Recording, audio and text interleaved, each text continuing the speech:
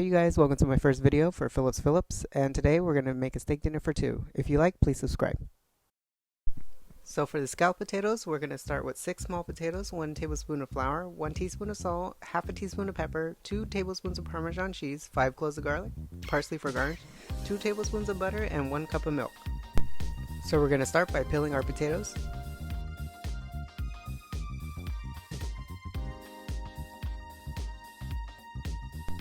Then you're going to want to cut your potatoes into half-inch slices before you layer them in the pan. Next, we're going to chop some garlic for our sauce so we can give it that garlicky flavor, because you know we all love some garlic. But make sure you chop it small, because we ain't trying to bite into some stanky ass garlic. Now we're going to melt our 2 tablespoons of butter in a medium-high saucepan, and then we're going to add our garlic and our flour, our salt and pepper, and we're going to whisk it together before we add the milk. But make sure you slowly add in the milk, not to make too many clumps.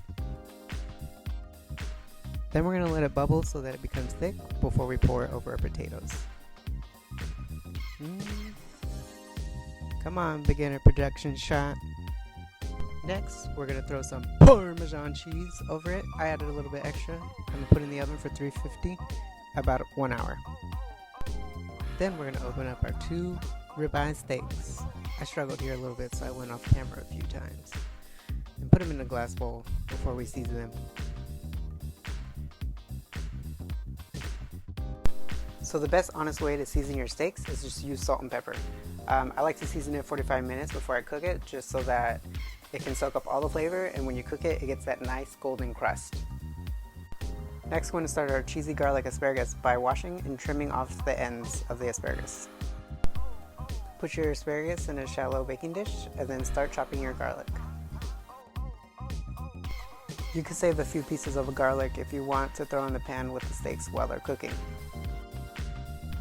Next, drizzle some avocado oil, add the garlic, and you're going to add some salt and pepper and the Parmesan cheese, and then mix together and then set aside because you're going to bake it at 475 for 8 minutes, but that's the last step.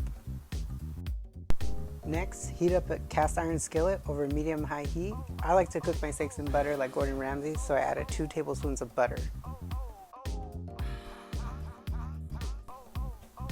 Then you can add those bad boys to the sizzling hot pan. I wish you guys could hear it, but I was playing Carlos Santana in the background and I ain't trying to get my video taken down. And then you can add your garlic as well. Now that your steaks are cooking, your scalloped potatoes should be finishing, and turn up your oven to 475 for the asparagus. I like to cook my steaks about 5 to 6 minutes on each side before flipping, just so that it gets that good golden crust. You don't want to touch it too much. Once you flip it, let it cook for another 5 to 6 minutes for medium rare, so that's about 12 minutes total, and then we're ready to plate it up.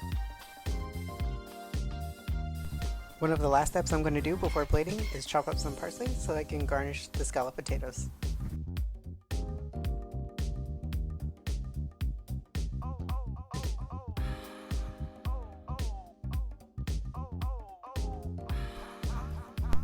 And there you guys have it, a steak dinner for two. I hope you guys liked and enjoyed it. Please like and subscribe. If you have any comments, suggestions, or feedback, or anything you want to see me make, please comment. Thank you.